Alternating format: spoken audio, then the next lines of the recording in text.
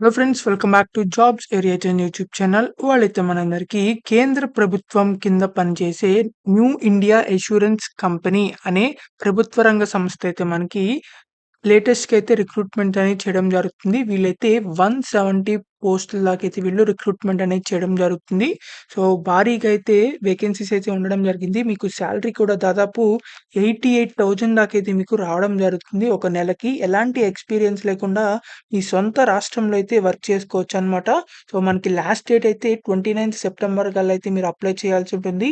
So, ఎవరైతే apply చేయాలనుకుంటున్నారో వాళ్ళందరూ అయితే తప్పకుండా ఈ వీడియోని చివరిదాకా చూడండి. ఎక్కడా స్కిప్ చేయకుండా. అండ్ ఎవరైనా సరే అప్లై చేయొచ్చు. ఆల్ మేల్స్ అండ్ ఫీమేల్స్ అయితే అప్లై చేయొచ్చు. సో, మీకైతే లేటెస్ట్‌గా 3 మంత్స్‌లో అయితే జాబ్ అయితే రావడం జరుగుతుంది. సో, ఎలాంటి ఎక్స్‌పీరియన్స్ లేకుండా మీకు జాబ్ ఇస్తున్నారు కాబట్టి అప్లై చేసుకోవడానికైతే ఖచ్చితంగా అప్లై చేయండి. సో, మీరు గనుక మన ఛానల్‌ని ఫస్ట్ టైమ్ చూస్తున్నట్లయితే ఖచ్చితంగా సబ్స్క్రైబ్ అనేది చేసుకోండి. ఎందుకంటే ఇలాంటి కొత్త కొత్త డైలీ జాబ్ అప్డేట్స్ అనేవి మన ఛానల్‌లో అయితే రావడం జరుగుతాయి. అండ్ మన వాట్సాప్ అండ్ టెలిగ్రామ్ ఛానల్స్‌లో కూడా అయితే జాయిన్ అవ్వండి for more job updates. So, వాటి యొక్క లింక్స్ అనేవి వీడియో డిస్క్రిప్షన్ అండ్ కామెంట్ బాక్స్‌లో అయితే ఉండడం జరుగుతాయి. మీరు అక్కడి నుంచి అయితే వెళ్లి జాయిన్ అవ్వచ్చు. So, let's get into the video.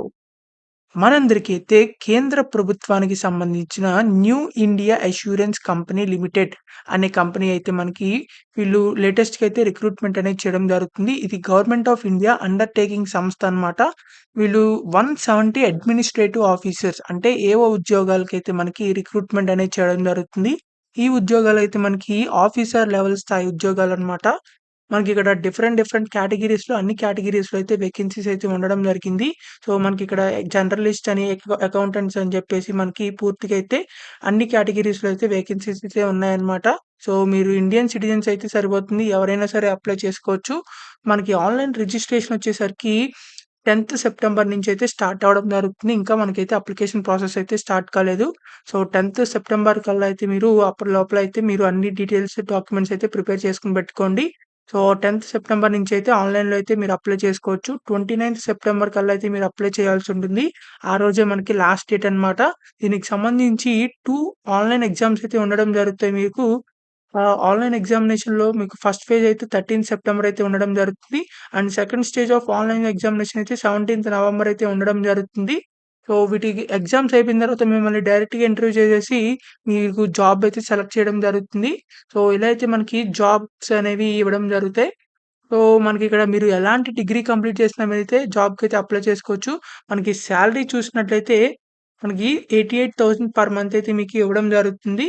So, మనకి ఇనీషియల్ పే అయితే 50,000 అనమాట. సెంట్రల్ గవర్నమెంట్‌కి సంబంధించి అదర్ అలవెన్సెస్ అయితే ఉండడం జరుగుతాయి చూసారా? సో, అవన్నీ కలుపుకున్న తర్వాత మీకు 88,000 అయితే ఇవ్వడం జరుగుతుంది. ఎడ్యుకేషనల్ క్వాలిఫికేషన్ చూసినట్లయితే మీరు జర్నలిస్ట్ అనే జాబ్‌కైతే మీకు ఎలాంటి డిగ్రీ కంప్లీట్ చేసినా మీరైతే అప్లై చేసుకోవచ్చు.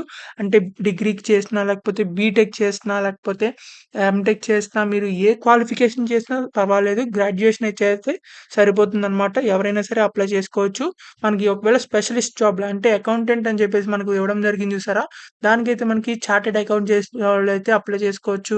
లేకపోతే కాస్ట్ అండ్ మేనేజ్మెంట్ అకౌంటెంట్, అకౌంటెంట్‌కి సంబంధించిన డిసిప్లిన్స్‌లో ఎవరైతే చేశారో వాళ్ళైతే అప్లై చేసుకోవచ్చు. లేదంటే ఎంబీఏ ఫైనాన్స్ అని, ఎంకామ్ విత్ అని చెప్పేసి మనకి వాళ్ళందరూ అయితే అప్లై చేయొచ్చు ఫర్ అకౌంటెంట్ జాబ్. అదే జర్నలిస్ట్ జాబ్ అయితే ఎవరైనా సరే అప్లై చేసుకోవచ్చు. డిగ్రీ కంప్లీట్ చేసినోళ్ళు. మినిమమ్ ఏజ్ చూసుకున్నట్లయితే 21 ఇయర్స్, 21 ఇయర్స్ అయితే ఉండాలని చెప్పి మనకైతే ఇవ్వడం జరిగింది. మాక్సిమం ఏజ్ అయితే 30 ఇయర్స్ అయితే ఇవ్వడం జరిగింది. సో, ఎస్సీ, ఎస్టీ వాళ్ళకి 5 ఇయర్స్ ఏజ్ రిలాక్సేషన్ కూడా అయితే ఇవ్వడం జరిగింది. అండ్ ఓబీసీ వాళ్ళకి 3 ఇయర్స్ అండ్ పీడబ్ల్యూడీ వాళ్ళకి 10 ఇయర్స్ కూడా అయితే ఏజ్ రిలాక్సేషన్స్ అయితే ఇవ్వడం జరిగింది. సో, వాటిని కూడా అయితే మీరు చూసి అప్లై చేసుకోవచ్చు. వీటికి సంబంధించి ప్రతి ఒక్క గైడ్‌లైన్స్ అండ్ డీటెయిల్స్ అయితే ఈ మన నోటిఫికేషన్‌లో అయితే ఇవ్వడం జరిగింది. ఈ నోటిఫికేషన్ యొక్క లింక్ అనేది వీడియో డిస్క్రిప్షన్‌లో కూడా అయితే ఇవ్వడం జరుగుతుంది. అండ్ కామెంట్ బాక్స్‌లో కూడా. సో, మీరు ఎక్కడి నుంచి అయితే మీ నోటిఫికేషన్ అయితే డౌన్‌లోడ్ చేసుకోవచ్చు. సో, మనకిక్కడ సెలక్షన్ ప్రొసీజర్ చూసుకున్నట్లయితే ఫస్ట్ స్టేజ్ ఆఫ్ ఎగ్జామినేషన్‌లో అయితే మీకు English language, regional ability, quantity aptitude ఈ 3 అయితే ఉండడం జరుగుతాయి అంతే. మీకు ఈ ఫస్ట్ స్టేజ్ ఆఫ్ ఎగ్జామినేషన్‌లో అయితే జనరలిస్ట్, స్పెషలిస్ట్ 2 జాబ్‌లకి ఒకే ఎగ్జామినేషన్ అయితే కండక్ట్ చేయడం జరుగుతుంది. సో, ఎగ్జామినేషన్ కండక్ట్ చేసిన తర్వాత మీకు రిజల్ట్స్ అయితే రావడం జరుగుతాయి. రిజల్ట్స్ వచ్చిన తర్వాత ఎవరైతే సెలెక్ట్ అయ్యారో వాళ్ళకైతే ఫేజ్ 2 ఎగ్జామినేషన్ అయితే కండక్ట్ చేయడం జరుగుతుంది. సో, జనరలిస్ట్‌లకైతే మనకి మెయిన్ ఎగ్జామ్ అనమాట ఇది. ఫేజ్ 2 అంటే జర్నలిస్ట్‌లకైతే test of reasoning, English language, general awareness, quantity aptitude మాత్రం అయితే ఉండడం జరుగుతుంది. ఒకవేళ స్పెషలిస్ట్ జాబ్‌లు అంటే అకౌంటెంట్ జాబ్‌లకైతే మీకు వాటిలతో పాటు స్పెషలిస్ట్ స్ట్రీమ్ అంటే అకౌంటెంట్‌కి సంబంధించిన ఆహ్, సిలబస్ కూడా అయితే మీకు ఉండడం జరుగుతుంది. అలాగే డిస్క్రిప్టివ్ టెస్ట్ కూడా అయితే మీకు ఉండడం జరుగుతుంది. ఫేజ్ 2 ఎగ్జామినేషన్‌లో. సో, అలా అయితే మీరు ప్రిపేర్ అవ్వాల్సి ఉంటుంది. మనకి ఫేజ్ 2 టెస్ట్ అయిపోయిన తర్వాత దాంట్లో సెలెక్ట్ అయిన వాళ్ళకైతే డైరెక్ట్‌గా అయితే ఇంటర్వ్యూ అనేది కండక్ట్ చేయడం జరుగుతుంది. సో, ఇంటర్వ్యూ కండక్ట్ చేసేసి మిమ్మల్ని డైరెక్ట్‌గా అయితే సెలెక్ట్ అనేది చేస్తారనమాట. సెలెక్ట్ చేసేసిన తర్వాత మీకు డాక్యుమెంట్ వెరిఫికేషన్ అయితే ఉండడం జరుగుతుంది. సో, మీ డాక్యుమెంట్ వెరిఫికేషన్ ఎళ్ళేప్పుడైతే మీకు ఇక్కడ మనకి లిస్ట్ ఆఫ్ డాక్యుమెంట్స్ అయితే ఇవ్వడం జరిగింది. సో, ఈ డాక్యుమెంట్స్ అనేవి మీరు తీసుకెళ్లాల్సి ఉంటుంది. దీనికి సంబంధించి అప్లికేషన్ ఫీజ్ చూసుకున్నట్లయితే ఎస్సీ, ఎస్టీ, పీడబ్ల్యూడీ క్యాండిడేట్స్‌కి కేవలం రూ.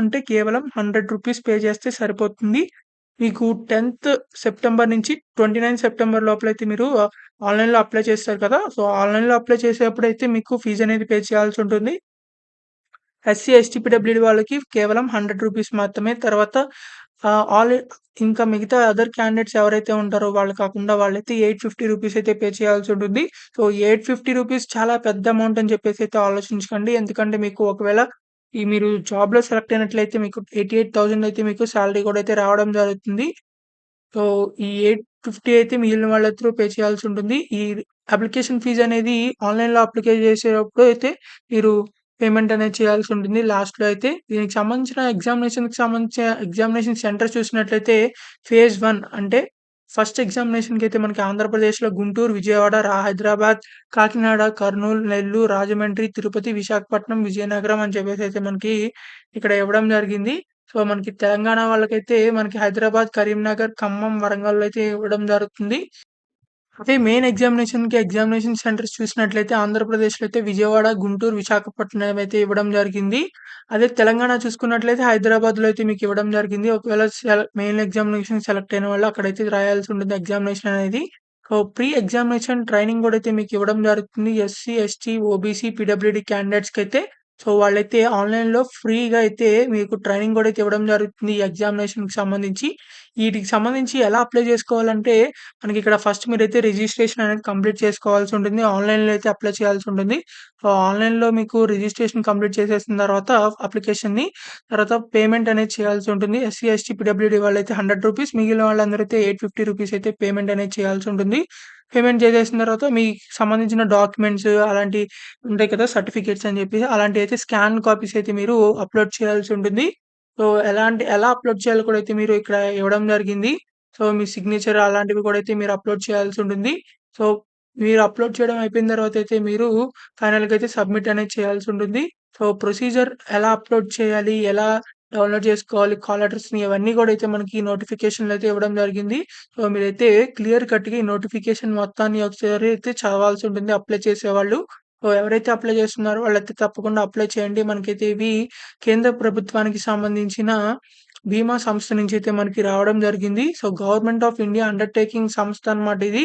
సో, మనకిక్కడ ఇవైతే మనకి పీరియడ్ కూడా అయితే ఇవ్వడం జరిగింది. సో, ఎవరైతే అప్లై చేయాలనుకుంటున్నారో వాళ్ళందరూ తప్పకుండా అప్లై చేసుకోవచ్చు. మేల్ అండ్ ఫీమేల్ ఎవరైనా సరే. ఇది మాత్రం గుర్తుంచుకోండి 10థ్ సెప్టెంబర్ నుంచి అయితే స్టార్ట్ అవ్వడం జరుగుతుంది. 29థ్ సెప్టెంబర్ లోపలైతే మీరు అప్లై చేసుకోవాల్సి ఉంటుంది. తప్పకుండా మీకు ఇమ్మీడియేట్‌గా జాబ్ కావాలనుకున్నట్లయితే తప్పకుండా అయితే అప్లై చేసుకోవచ్చు. సో, మీకైతే 88,000 దాకైతే మీకు సాలరీ కూడా అయితే ఇవ్వడం జరుగుతుంది. ఈ వీడియోనైతే ప్రతి ఒక్క వాట్సాప్ గ్రూప్‌కి అండ్ మీ ఫ్రెండ్స్‌కైతే షేర్ చేయండి. ఎలాంటి గ్రాడ్యుయేషన్ చేసినా మీరైతే అప్లై చేసుకోవచ్చు. డిగ్రీ చేసినా, బీటెక్ చేసినా, బీఫార్మసీ చేసినా కూడా అయితే అప్లై చేసుకోవచ్చు. బ్యాచిలర్స్ డిగ్రీ చేస్తే సరిపోతుంది. అంటే గ్రాడ్యుయేషన్ చేసుంటే సరిపోతుంది. ఇది మాత్రం గుర్తుంచుకోండి. సో, మీకింకా ఎలాంటి డౌట్స్ ఉన్నా సరే కామెంట్ బాక్స్‌లో కామెంట్ చేయండి. ఖచ్చితంగా రిప్లై అయితే ఇవ్వడం జరుగుతుంది. అండ్ మీకింకా ఎలాంటి క్వాలిఫికేషన్స్ మీద జాబ్స్ కావాలనుకుంటున్నారో అది కూడా కామెంట్ చేయండి. ఆ జాబ్ వీడియోస్ అయితే చేయడం జరుగుతాయి. So, thank you for watching this video. Thank you.